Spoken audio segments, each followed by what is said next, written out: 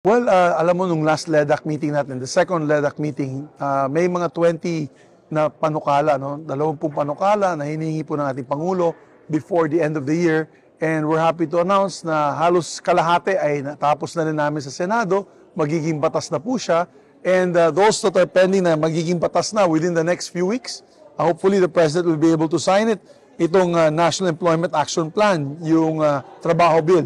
And of course, the EDU income classification.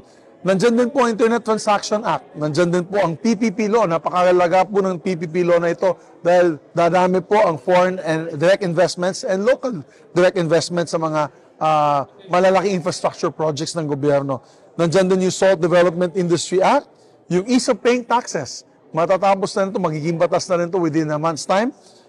Yung Real Property Valuation Assessment Reform Act, malapit na rin tumatapos. Yung Magna Carta for Seafarers, sa dami po nating OFWs na seafarers, matutuwa po sila dito at magiging batas na po ito.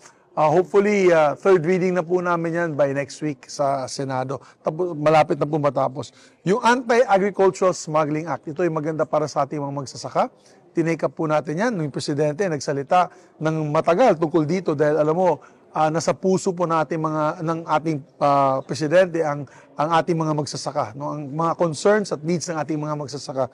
So we are going to pass it as well by third reading next week sa Senado. Malapit na po matapos, baka nga by Monday tapos na po ito. And we have other measures like the Waste to Energy Bill, may yung of course yung amendments to the Banking Act, to the Bank Secrecy Law, at marami pa pong iba. Marami po sa ating mga panukala ay of course developmental in nature na tumutulong palakasin ang ating ekonomiya.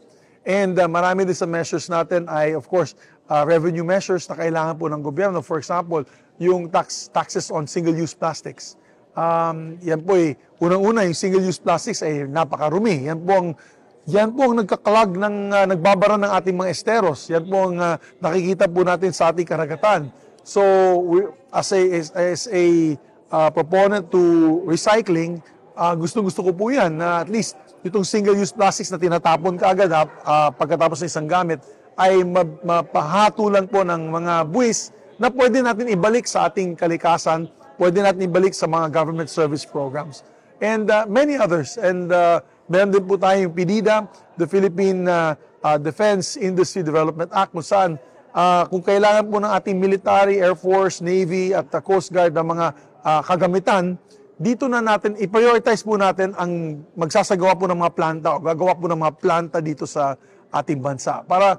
At syempre kung tatayo po tayo ng barko, ba't pa tayo bibili sa ibang bansa? Dito na lang natin itayo at i-construct. And marami pa po tayong mga kababayan na mabigyan ng trabaho.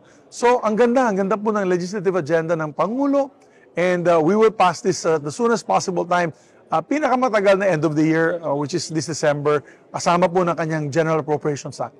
Thank you. Sir, lastly po, on the part of the Senate po, may specific instructions po ba si Presidente? Well, ang gusto lang niya na maitapos na natin itong mga legislative measures and we committed. Meron pong additional dinagdag po ng ating economic team and we committed to support this as well. Wala po kami nakikitang controversial. Wala po kami nakikita na magbibigay perwisyo sa ating mga kababayan. Yan ang kagandahan ng itong mga LEDAC meetings na ito. Nakikita po namin ang puso ng ating Pangulo and it is online to help the Filipino people, lalo na sa ating mga mahihirap na mga kababayan.